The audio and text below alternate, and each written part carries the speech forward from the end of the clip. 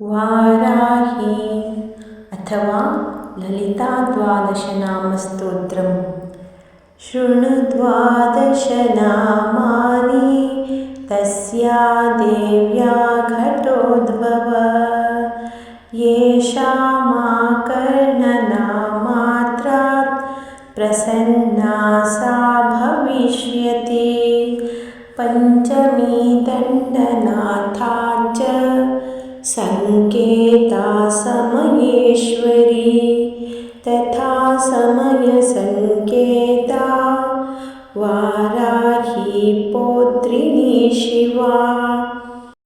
वार्ताली च महासेना आज्ञाचक्रेश्वरी तथा।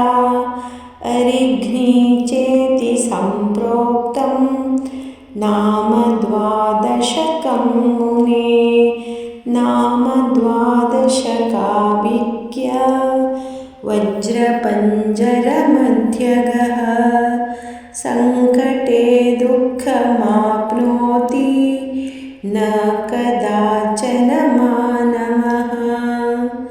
इति श्रीललिताद्वादशनाम स्तोत्रम्। श्रीपञ्चम्ये नमः। श्रीदण्डनाथाय नमः। श्रीसङ्केताय नमः। श्रीसमयेश्वर्यै नमः। श्रीसमयसङ्केताय नमः। श्रीवाराह्यै नमः। श्रीपौत्रिण्यै नमः। श्रीशिवायै नमः।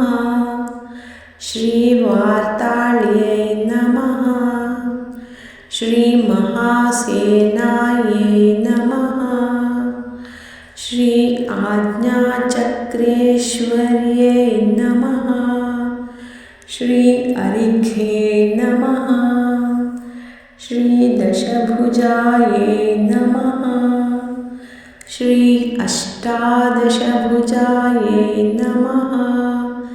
श्रीबीजप्रेरितायै नमः। श्रीकिरातवाराह्यै नमः।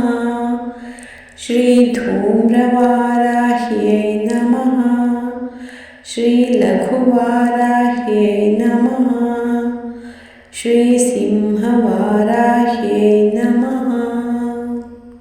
यः श्लोक द्वादशकमिदं ललिताम्बिकायाः सौभाग्यदं सुललितं पठति प्रभाते तस्मै ददाति ललिता झटिति प्रसन्ना विद्यां श्रियं विमलसौख्यमनन्तकीर्तिम्।